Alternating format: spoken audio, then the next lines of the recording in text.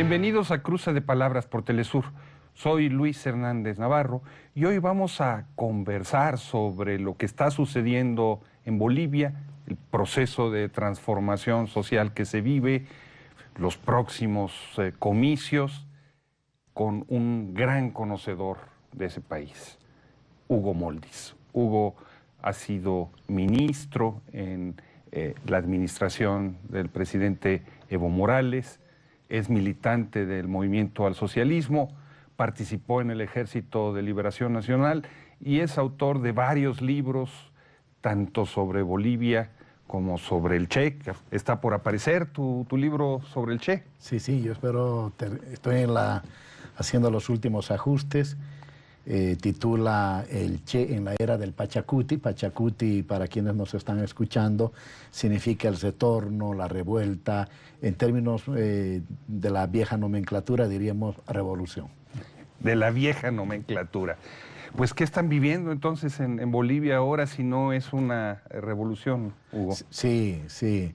Ha sido la fusión del pensamiento, la memoria colectiva, las historias de resistencias indígenas, con el pensamiento, diríamos, clásico del marxismo. Por eso allá no se tiene ningún complejo en reconocer que nuestro horizonte estratégico es el socialismo comunitario. Y por supuesto que es una revolución, no por la vía de las armas, que muchas veces hemos confundido revolución con el método, más que con el fin. No, aquí hay un proceso de transformación con sus complejidades en pleno siglo XXI, pero que no ha necesitado de las armas por las condiciones pues prevalecientes en América Latina desde más o menos mitades de la década del 90. ¿Cómo caracterizarías tú lo que se vive hoy en Bolivia más allá de la revolución?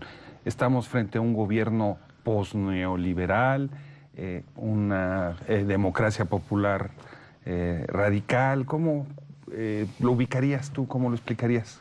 Sí, yo creo que es un gobierno que evidentemente tiene un horizonte postcapitalista, está en una transición más o menos larga, yo diría que más larga de la que incluso pensaron los clásicos, en la medida en que se desarrolla en medio de un capitalismo realmente planetario. Es decir, no lo había hecho ni la Revolución Rusa ni la propia Revolución Cubana. Es decir, la desaparición de la bipolaridad le dio al capitalismo una capacidad de expansión tanto territorial como en intensidad, y en medio de eso se está construyendo estas revoluciones. Así que es una revolución con horizonte postcapitalista y que se mueve en condiciones muy complejas en América Latina hoy, ¿no? Bueno, y antes de la victoria de Trump hay una contraofensiva imperial que no ha cesado y que no va a cesar a pesar de tener una nueva administración. Hugo, desde sectores de la izquierda se ha criticado al gobierno del presidente Morales, acusándolo ya sea de extractivista, ya sea de olvidarse de demandas indígenas, y ya sea de favorecer la destrucción del medio ambiente. Sí, es muy complejo. Hay una diferencia entre la teoría y la práctica, y no estoy queriendo justificar absolutamente nada. Pero pedirles a países como Bolivia que terminen con la condición extractivista, cuando esa condición no es que viene de hace 10 o 20 años producto del neoliberalismo, viene desde la propia llegada del invasor europeo, que nos determinó un papel, una función en la economía mundial. Por eso muchos hablan de que la globalización en realidad comenzó cuando se descubrió América, ¿no? Y cuando se descubrió el África. Claro, Marx reflexionó mucho sobre esto en el manifiesto, aunque de manera muy corta, ¿no? Entonces, hay la propuesta de lograr una armonía entre la explotación de los recursos naturales, en realidad aprovechamiento racional de los recursos naturales frente a la irracionalidad del capital, versus, ¿no es cierto?, más bien complementada con una armonía con la naturaleza. Ahora, esto es más fácil decirlo que hacerlo. Yo creo, sin embargo, que es una exageración de estas corrientes de izquierda que son muy pocas, pero hay que prestarle también oídos de todas maneras, porque son una suerte de conciencia también ahí, de espejo, que yo creo que no habría que minimizarla ni descalificarla, pero que a veces tienden a, yo creo, a exagerar mucho en su posición, porque cuando en el terreno concreto, cuando se les dice cuál es el lugar donde el gobierno ha puesto en peligro la naturaleza, la vida de comunidades indígenas por proyectos de exploración o explotación o aprovechamiento de nuestros recursos naturales, la discusión prácticamente termina. Se ha señalado también, Hugo, que Bolivia ha establecido un nuevo tipo de relación de dependencia con países como Brasil. ¿Tú dirías que esto es un señalamiento justo? No, no, no. Bolivia lo que ha hecho con el presidente Evo más bien es diversificar la economía. Evidentemente tenemos dos grandes compradores de nuestro gas natural, que son el Brasil y son la Argentina. Son países que demandan, además de eso, mucha energía eléctrica, sobre todo el Brasil para su sector industrial. Bolivia va a producir, en el marco de la diversificación de su economía, cerca de 8.000 megawatts hasta el año 2020 y duplicará hasta el año 2025, con lo cual Bolivia podría convertirse perfectamente en el gran articulador, en el gran motor de la integración energética en el país. Y entonces será Brasil, será Argentina, ojalá Chile también. Bolivia nunca ha tenido un veto a proporcionarle ni gas ni energía eléctrica a Chile y a todos los países que podamos hacerlo. Es decir, la demanda boliviana va a estar súper cubierta y lo que vamos a tener es un excedente que nos va a permitir generar más recursos. Pero dependencia del Brasil, no, yo creo que en este momento Bolivia no tiene una dependencia en términos absolutos de ningún país del mundo, ni mucho menos de la región. Si tú tuvieras que resumir en 3 o 4 ideas centrales el proceso de transformación que se está viviendo en tu país, ¿qué destacarías? ¿La descolonización del Estado, la estatización de los recursos energéticos? ¿Qué te parece lo más relevante? A ver, para mí lo importante es que se ha producido un desplazamiento de un bloque en el poder por otro. Esto no es un dato menor, porque es desde el poder político, no desde otro lado, que se construyen sociedades alternativas. Es decir, estoy demasiado lejos del pensamiento de Negri, de Hart, de Holloway, con todo el respeto de estos intelectuales, ¿no? El poder político. Segundo, apropiación de los recursos naturales. No solamente gas, no solamente petróleo, sino el reapropiamiento, la expropiación de los expropiadores, diría Carlos Marx, ¿no?, de los recursos naturales para ponerlos en beneficio del pueblo boliviano a través de diversos mecanismos. Es así como se generan excedentes. Y tercero, el gran protagonismo del pueblo. Es decir, no es posible hablar de revoluciones, aunque quiero hacerte un matiz, pero sin extenderme. Estoy preocupado porque en los últimos años los movimientos sociales han pasado de ser los grandes protagonistas a solo ser los grandes beneficiarios. Entonces, no hay revolución que se profundice si el pueblo no es beneficiario, sino más bien protagonista de su propio... Y tú dices, ese impulso original que llevó al presidente Morales al gobierno, ¿se ha venido agotando?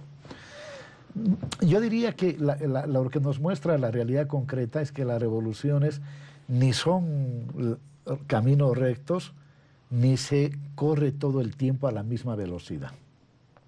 Y llega un momento en que se produce cierta disociación, cierta relación de correspondencia no armoniosa, digo, porque hay una relación de correspondencia, es un poder del pueblo.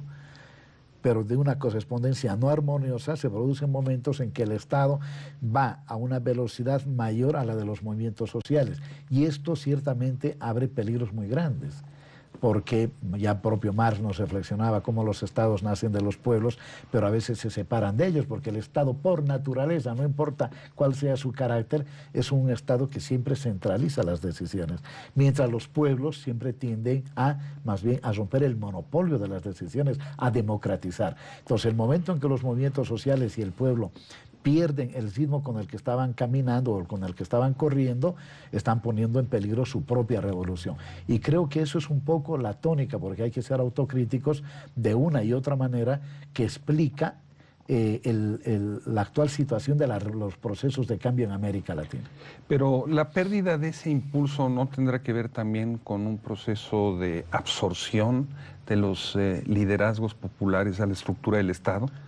Sí. Que ha terminado, digamos, decapitando a esos movimientos. Yo diría que hay dos grandes causas. Por un lado, si esa absorción, el Estado que necesita de cuadros, necesita de dirigentes que al mismo tiempo le dan legitimidad, pero al mismo tiempo de una suerte de fetichización del poder político por parte de los, entre comillas, yo no diría ya de los de abajo, porque estos se han elevado a la categoría de poder político, pero por parte del pueblo, que tiende a creer que solo se hacen cosas desde el Estado. Entonces, muchas veces los dirigentes sociales, más bien los individuos, luchan por ser dirigentes sociales, no tanto para cumplir con los suyos, sino más bien como una suerte de catapulta para llegar el día de mañana a ser alcaldes, concejales, asambleístas, diputados y senadores.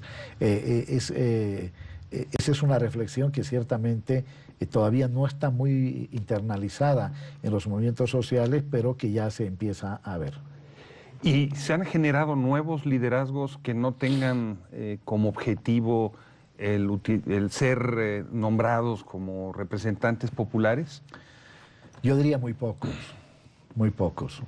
Muy pocos porque, claro, la generación que resistió incluso a las dictaduras militares, al neoliberalismo, viene con un grado de conciencia mayor al de los que son los hijos del neoliberalismo. Entonces, los hijos del neoliberalismo, que en medio de una sociedad que hay un bombardeo informático, mediático, en la que, como dice Ramonet, la censura ya no es por la falta de información, sino por el exceso de información, en ese contexto donde culturalmente no se ha deshecho la idea del gran consumo de masas, ¿no? En ese contexto donde la globalización ha generado una idea de consumo, consumo y consumo, en ese contexto ciertamente el nivel de los dirigentes no es el mismo. ¿Te parece, Hugo, si dejamos aquí, abrimos una pequeña pausa? Claro que sí. Y ahora volvemos? Los invitamos a que continúen con nosotros en este cruce de palabras. Volvemos en muy breves instantes. Estamos ya de vuelta en este cruce de palabras conversando con Hugo Moldiz, antiguo ministro del gobierno de Evo Morales, participante del Ejército de Liberación Nacional, autor de más de una decena de libros que dan cuenta de lo sucedido en su país, Bolivia, y en América Latina. Hugo, antes de irnos al corte nos explicabas cómo este gobierno ha combatido la pobreza, incorporado a sectores populares, a un nivel de consumo que no tenían antes. Y cómo esto se ha convertido entonces en un reto para el gobierno. Y a la vez se une el eslabón más débil, porque, claro, el modelo económico ha tenido un efecto no deseado, pero finalmente es un efecto. Y es que al democratizar la participación política, la participación social, la participación económica, en medio de un capitalismo planetario, lo que ha hecho es aumentar la ilusión del consumo, ¿sí?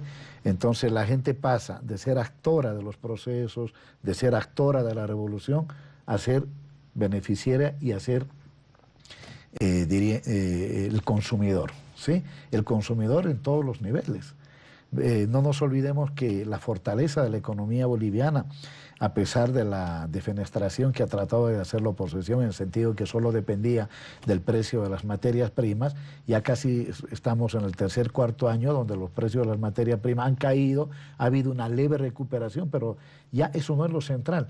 La clave de la economía boliviana está en la construcción del mercado interno. Y construcción del mercado interno significa ampliación de la demanda agregada, y eso son darle a la gente la capacidad de consumir.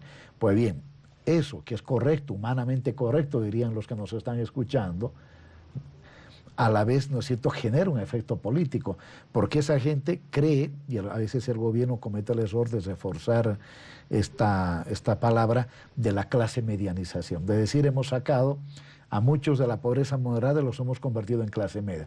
Pues bien, esos sectores de trabajadores que hoy tienen más recursos, que consumen más, comen mejor, se visten mejor, en fin, y en la medida en que tú le dices que son clase media, empiezan también a pensar como clase media. Y la clase media, en términos generales, no es precisamente una clase que sea muy consecuente con las ideas de la transformación revolucionaria. Entonces, ese aumento del consumo tiene a la vez un efecto político. Un efecto político negativo sobre el proceso de transformación, según... Sí, eso es lo que ha pasado. Lo dices con toda claridad. No, eso es lo que ha pasado. Y voy a dar ejemplos.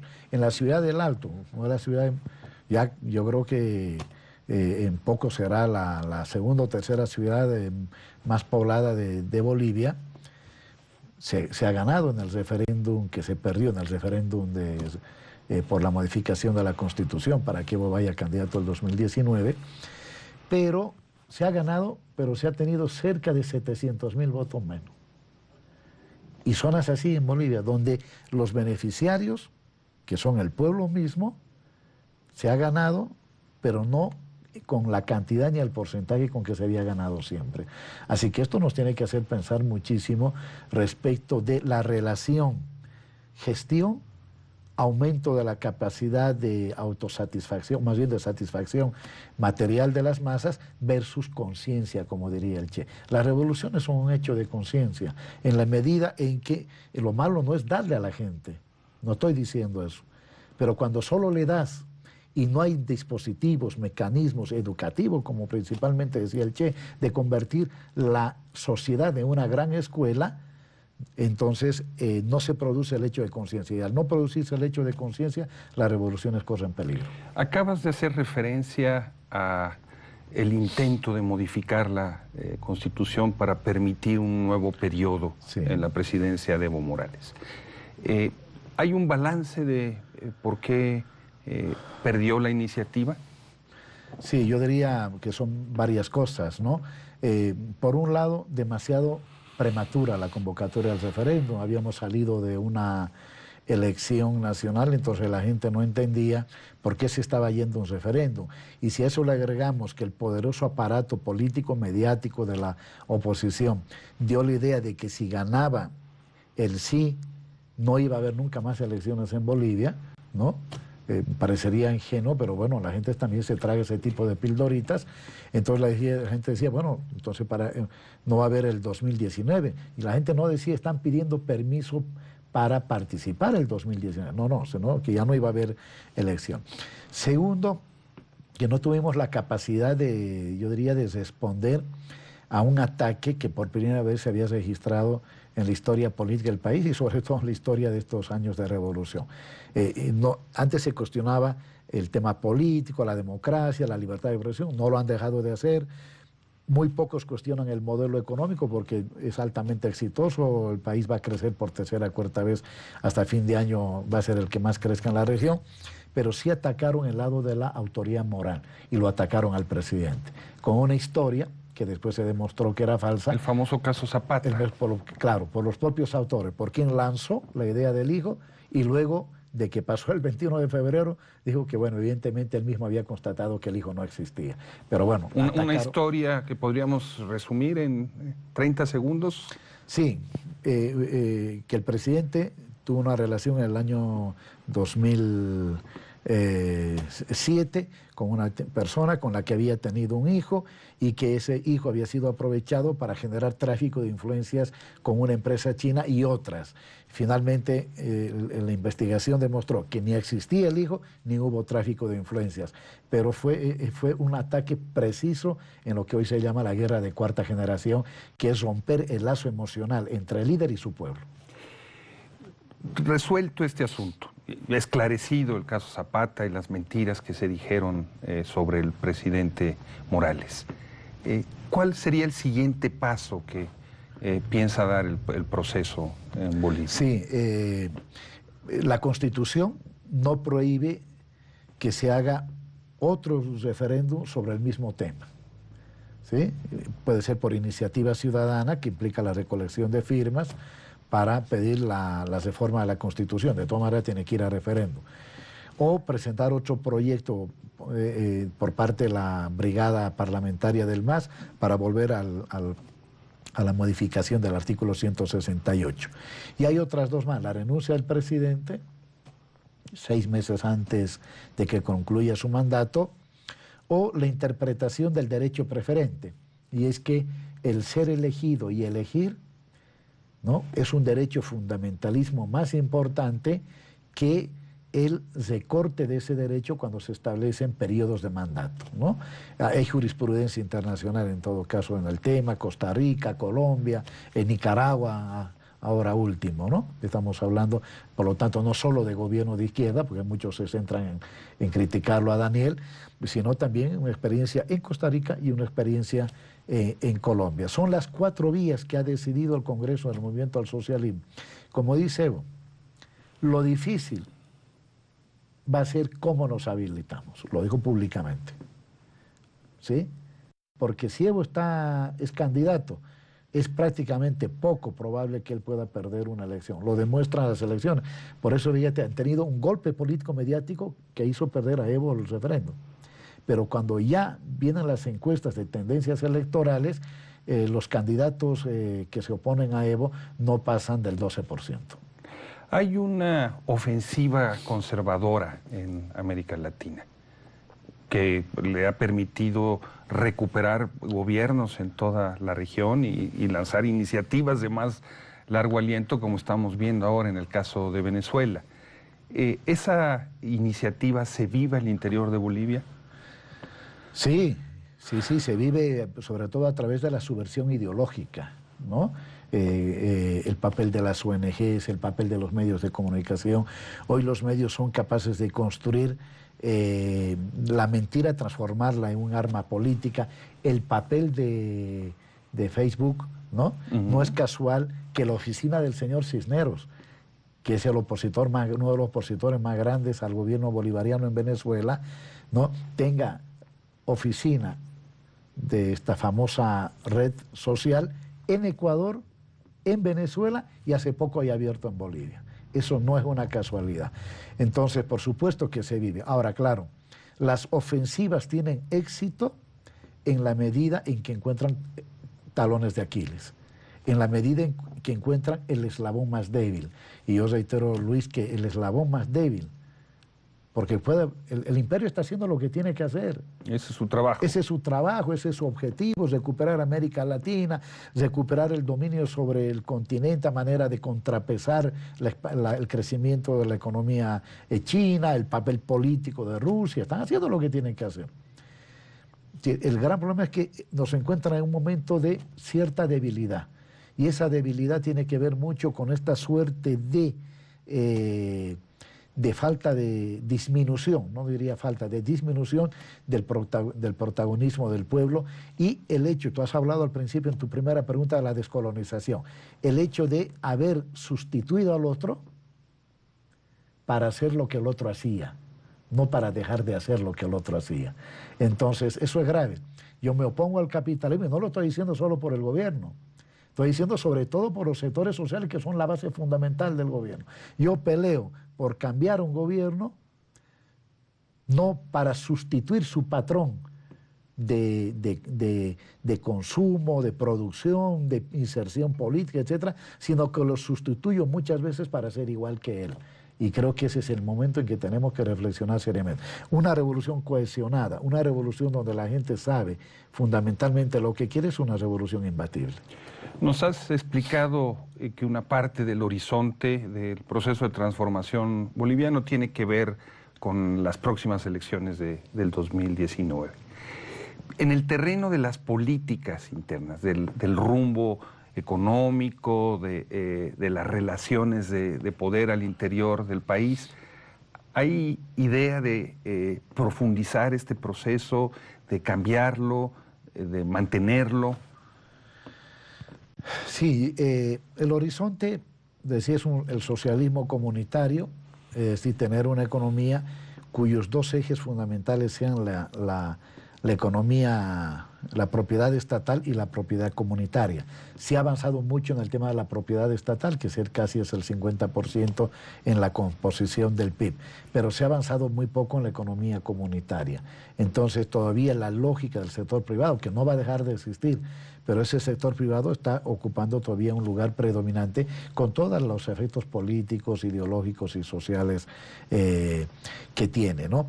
Yo diría que la revolución boliviana en los últimos años le ha dado mayor énfasis a la gestión, a la administración de lo que hizo en sus primeros años, en los momentos heroicos de la revolución, que fueron del 2005 al 2009, se ha preocupado más de administrar eso muchas veces que profundizar la revolución. Creo que el gran desafío es cómo se conecta la presencia de Evo, porque tú no puedes ir a elección solo porque quieres que gane alguien. No, no, no. Que Evo sea el candidato, pero que detrás de Evo se pueda plasmar, por ejemplo, la Agenda 2025, que da un salto cualitativo en la transformación de la economía, pero también en la transformación de la sociedad boliviana. Hugo, muchísimas gracias por estar con nosotros en este cruce de palabras. Y ustedes, amigos y amigas, muchas gracias por su amable participación el día de hoy. Ya saben, los esperamos la próxima semana aquí por Telesur.